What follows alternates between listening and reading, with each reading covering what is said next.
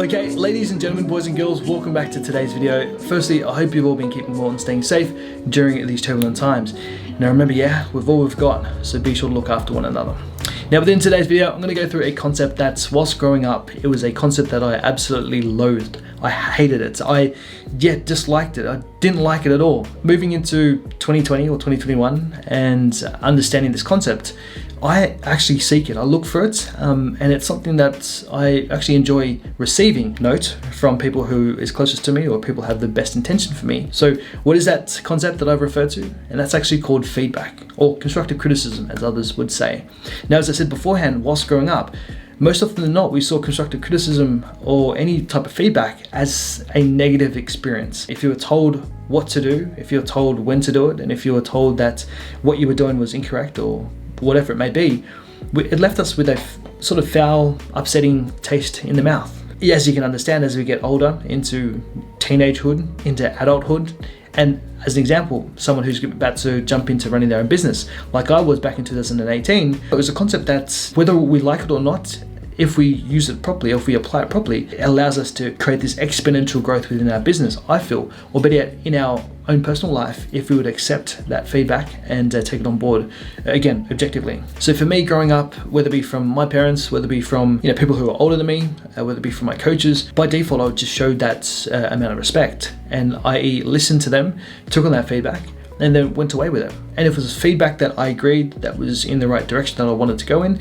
then I'd take it on board and apply it. But if it was feedback that didn't feel right, that in the gut it was just doesn't align with, say, values or morals that probably I wasn't conscious of growing up, but just again the way that I felt receiving that feedback, then I would probably err on the side of caution and just maybe move on without applying it. But again, those closest to you and those that you've had, I guess, as much experience or impressions growing up, then you would most often than not take on that feedback and possibly apply it. In our island culture, we'd always respect our elders, we'd always not talk back to them, we'd always listen to them and take feedback on. So feedback, and what do we do? How do we use this in 2020?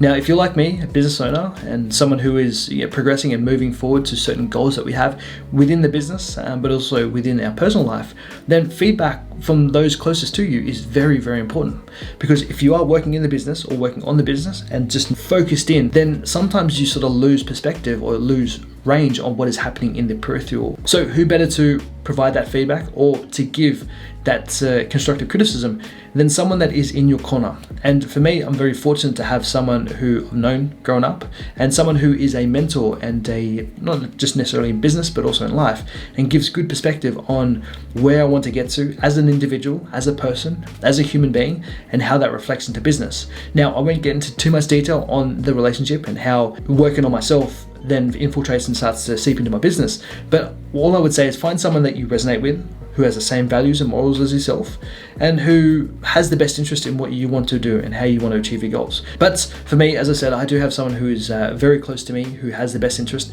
And one of his sayings is that he would see 99 people out there, family, friends, sucking me off, and he vehemently said that he won't be the 100th person to suck me off. So as I'm sure you can get that analogy, he's that type of person who is very direct, crass, but also someone who I highly, highly respect. He would find that 1 or 2% that I need to focus on or work on to help get me to that next level, or help get me to the goals that I've set. So again, that is the type of feedback that I would receive. But for you, if you don't have someone who is close to you, then I would look to those that you look up to for motivation or inspiration, and just see it as if them speaking to you directly and telling you what to do. Their content won't be as in-depth or detailed with a specific issue that you're dealing with at home or in the business, but generally the concepts that they give or the value that they give is so much more valuable than not getting any value at all.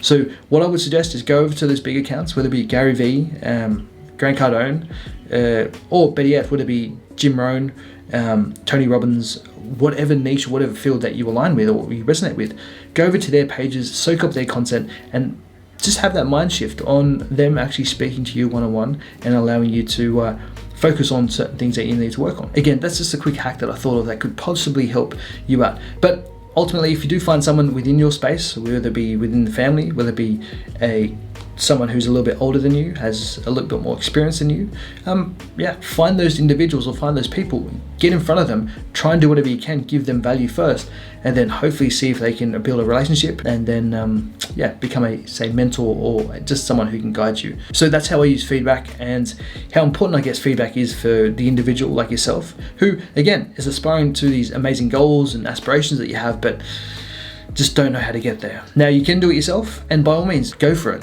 But if you do also want to take the longer way, you can do that as well.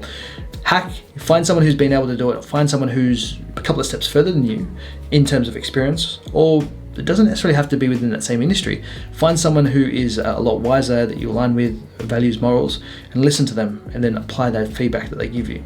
By doing that, as opposed to going the long way route, doing it on your own, you can shortcut it. You can use their experience and their feedback to bypass certain pitfalls that you may come across if you are going the long way, doing it yourself. So that there is the concept of feedback. I've sort of gone into or dived into a little bit more of mentorship and having someone closest to you. But ultimately, if there's one thing to take away from this, feedback is always good from the right people. And if you can, try and change the thoughts, or at least the emotions around feedback, and removing said emotion and just seeing what are they actually trying to say to me, and how is that going to help me move forward. Anyway, hope this video was of value. Really good to see you guys again. Smiling faces as always. And if you guys do have any feedback, let me know in the comment section below. What is it that I can improve on with these videos? What can I do in terms of content? Do you like just the sit down videos? Do you like the vlog style videos? What is it that you guys like? Let me know in the comment section below, and I'll happily take on your feedback. Anyway, hope you guys are well. Catch you all in the next video.